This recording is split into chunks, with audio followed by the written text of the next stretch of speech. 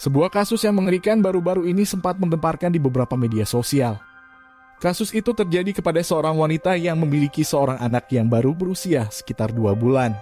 Dan wanita itu adalah seorang janda muda yang ditinggal suaminya saat sedang hamil tua.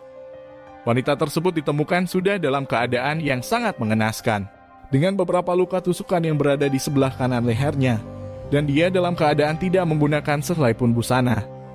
Dan kejadian yang mengerikan itu terjadi di sebuah kamar indekos yang cukup mewah di kota Denpasar. Dan si wanita adalah penghuni tetap dari kamar indekos tersebut.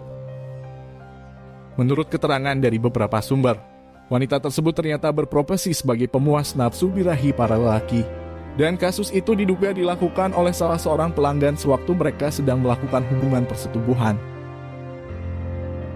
Menurut keterangan yang saya dapatkan di beberapa artikel di Pos Berita Nasional, diketahui bahwa wanita yang menjadi korban atas kekejaman tersebut bernama samaran Aluna Sagita yang berusia sekitar 26 tahun dan bertempat tinggal di kota Batam di Kepulauan Riau. Dan si wanita semenjak beberapa bulan terakhir menetap di sebuah indekos di kota Denpasar, Bali. Menurut beberapa teman dari si wanita dan petugas kebersihan indekos yang dirinya tinggali, Aluna Sagita memiliki kepribadian yang baik. Dia juga suka bergaul dan sering menyapa para penghuni indekos tersebut.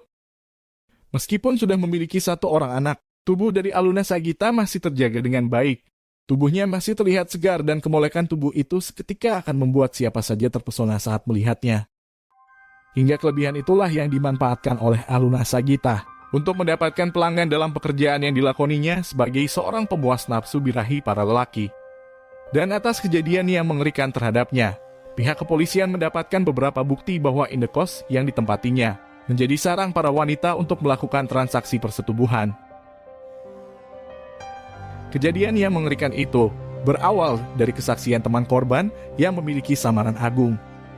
Pada saat itu dia mencoba untuk meminta kunci cadangan kepada petugas kebersihan indekos, dikarenakan dia tidak mendapatkan kabar dari Aluna Sagita sejak lusa kemarin. Agung sudah mengirim pesan singkat terhadap Aluna. Dia juga beberapa kali sempat menelpon, namun tetap tidak mendapat jawaban darinya. Agung merasa curiga akan situasi yang ada sebab pada malam hari sebelumnya Aluna Sagita sedang menerima seorang tamu di kamar indekosnya tersebut.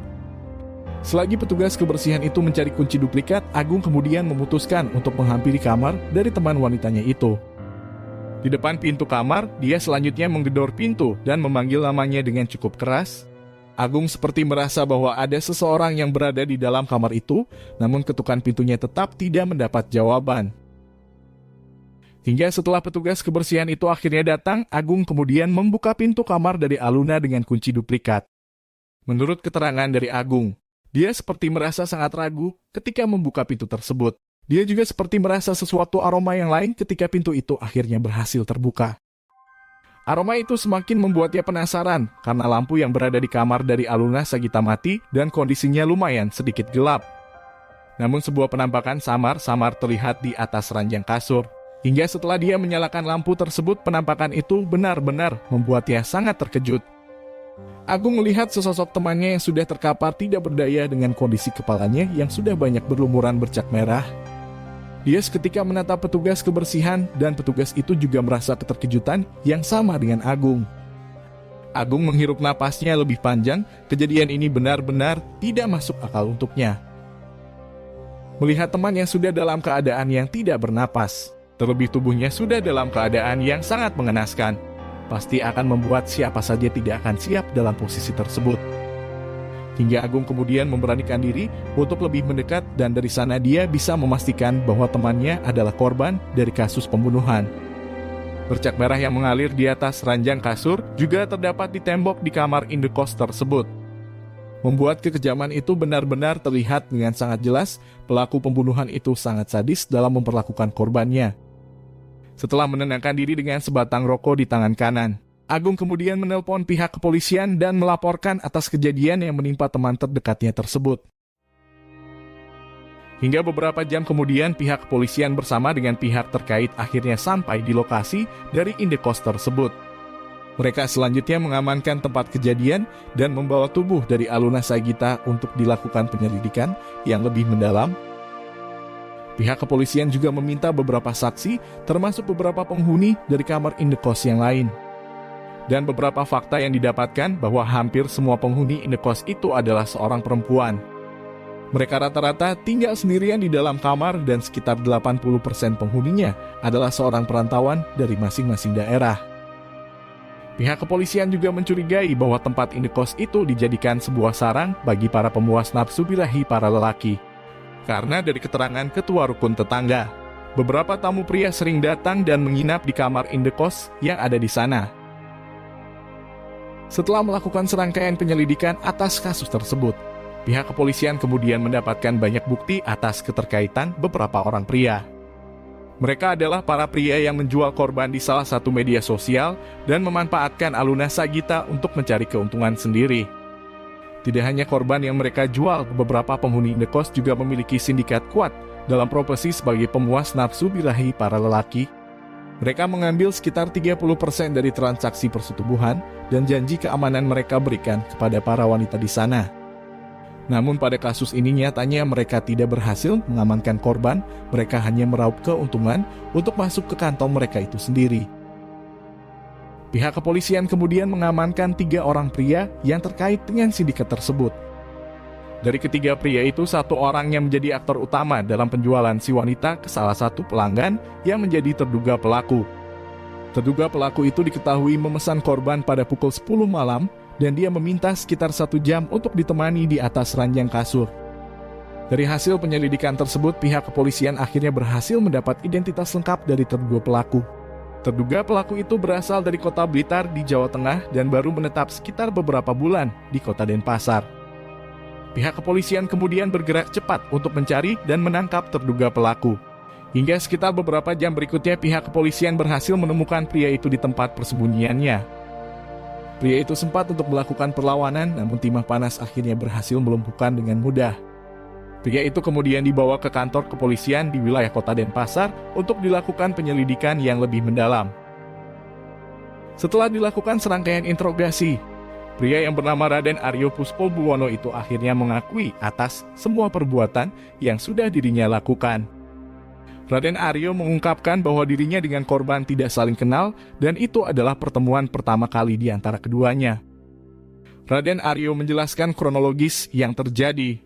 Pada saat itu dia baru sehabis pulang mencari pekerjaan dan ketika dia menengok dompet di saku celananya, yang ternyata tidak ada sepeser pun uang di dalamnya. Raden Aryo benar-benar merasa sangat kelaparan, dia bahkan sempat meminum air keran di kamar mandi di tempat indekosnya. Kehidupan yang rumit dan kesengsaraan itu nyata adanya dan hal itu kemudian membawanya pada sebuah pemikiran yang sangat mengerikan. Raden Aryo yang juga sedang merasakan birahi di dalam dirinya, kemudian memiliki ide untuk menyewa wanita yang bekerja sebagai pemuas nafsu. Dan hal itu juga menjadi kesempatan untuknya merampas barang berharga dari wanita yang dirinya sewa tersebut. Raden Aryo kemudian membuka sebuah akun media sosial khusus dewasa miliknya. Dia selanjutnya mengirim pesan ke beberapa wanita untuk melakukan transaksi persetubuhan itu. Ada sekitar 5 orang wanita yang berada di media sosial tersebut dan hanya 1 orang yang akhirnya membalas. Raden Aryo selanjutnya mulai melancarkan siasat dan mulai melakukan negosiasi atas transaksi ilegal itu. Wanita yang membalas itu adalah Aluna Sagita. Dia kemudian menyetujui atas kesepakatan persetubuhan dengan Raden Aryo dan menyuruhnya untuk datang ke indekos di Jalan Denpasar Baru. Raden Aryo yang sudah bulat dengan rencananya kemudian bergegas cepat untuk menghampiri kediaman dari Aluna Sagita. Setelah berada di luar dari rumah indekos itu, Raden Aryo selanjutnya dipersilakan untuk langsung menuju kamar dari Aluna Sagita. Saat itu Aluna Sagita memakai baju yang sedikit terbuka. Pekerjaan sebagai pemuas nafsu birahi para lelaki memang dituntut untuk selalu menggoda dan memuaskan pelanggannya. Setelah Raden Aryo sudah berada di dalam kamar, Aluna Sagita kemudian menawarkan diri untuk melaksanakan tugasnya. Menurut keterangan Raden Aryo di kantor kepolisian, saat itu Aluna Sagita kemudian membuka keseluruhan baju yang dirinya kenakan. Dia juga langsung melakukan servis itu kepadanya, hingga akhirnya terjadi persetubuhan itu di antara keduanya. Raden Aryo menikmati tubuh dari Aluna Sagita dengan nafsu yang memuncak sangat tinggi di benaknya. Desahan dari Aluna Sagita bahkan sampai membuat Raden Aryo ketagihan akan persetubuhan tersebut. Raden Aryo selanjutnya meminta untuk menambah durasi mereka. Dia merasa kurang puas jika hanya dilakukan dalam 1 kali. Namun Aluna Sagita kemudian menagih janji atas kesepakatan yang sudah mereka buat. Dia meminta bayaran atas persetubuhan yang sudah dilakukan. Dan jika Raden Aryo mau menambah, maka pembayaran akan terhitung double karena dilakukan 2 kali. Raden Aryo yang dipaksa untuk membayar, kemudian merasa tidak punya alasan lagi untuk menunda aksi yang sudah dirinya rencanakan. Dia kemudian membekam mulut dari Aluna Sagita dan mengancam untuk membunuhnya jika tidak memberikan barang berharga kepunyaannya. Aluna Sagita yang masih dalam keadaan yang telanjang kemudian terkejut karena ternyata pelanggannya itu memiliki niat yang jahat. Meskipun Aluna Sagita dalam keadaan yang terdesak, dirinya kemudian tetap mencoba melakukan perlawanan dan menyerang Raden Aryo dengan sekuat tenaga yang dimilikinya. Walaupun saat itu dia sedang berada dalam ancaman, wanita itu bahkan seperti tidak merasa takut dan balik menantang pria tersebut. Hingga kejadian yang selanjutnya membuat kita akan menelan ludah yang cukup dalam. Setelah Aluna Sagita melakukan perlawanan sengit itu, Raden Aryo yang merasa panik dan takut aksinya diketahui oleh penghuni indekos yang lain, kemudian membenturkan kepala wanita itu ke arah tembok. Benturan kepala tersebut dilakukan Raden Aryo secara membabi buta hingga bercak mengalir cukup deras dari kepala si wanita tersebut. Aluna Sagita seketika langsung dalam keadaan yang tidak berdaya. Benturan itu membuat wajahnya sampai sedikit hancur dan dia juga kehilangan hampir separuh napasnya. Aluna Sagita kemudian mencoba kembali berteriak. Hal itu ditujukan sebagai upaya terakhir dalam mempertahankan hidupnya. Hingga keputusan Raden Aryo selanjutnya mengubah sebuah takdir dari kehidupan Aluna Sagita itu sendiri. Raden Aryo kemudian kembali membenturkan kepala itu ke tembok. Dia juga memukul wajah hingga tubuh Aluna Sagita secara berulang kali. Aluna Sagita sudah benar-benar berada pada batas kesadaran. Dia menatap wajah dari Raden Aryo dan memberi isyarat bahwa dirinya sudah menyerah untuk melawan. Namun Raden Aryo malah terus-menerus melakukan aksinya. Dia memukul dan menendang tubuh dari Aluna Sagita begitu sangat keras. Raden Aryo juga membekap wajah dari wanita itu menggunakan bantal. Hal itu dilakukan untuk memastikan Aluna Sagita sudah tidak bisa lagi untuk melawan. Aluna Sagita berteriak di dalam diam, mulutnya dibekap dan suaranya dibungkam dengan begitu sangat keras.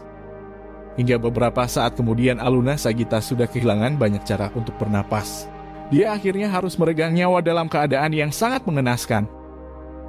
Setelah Raden Aryo memastikan Aluna Sagita sudah tidak bernapas, dia kemudian membawa beberapa barang dari kepemilikan wanita itu.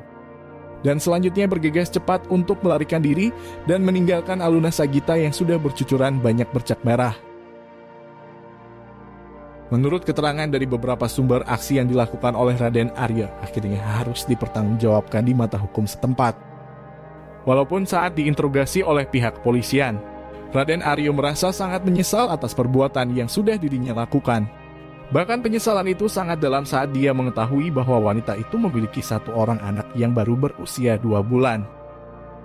Raden Aryo di dalam sebuah pengadilan kemudian divonis kurungan penjara sebanyak 20 tahun. Semoga dari kisah ini kita mengambil sebuah pelajaran yang teramat sangat penting. Terlebih untuk para wanita yang masih menjadi pemuas nafsu birahi para lelaki. Mereka seharusnya menyadari bahwa pekerjaan itu sangat mengancam keselamatannya. Semoga Aluna Sagita juga dapat tempat di sisi Tuhan dan dosa-dosanya diampuni oleh Maha Pengasih Sang Pencipta alam semesta.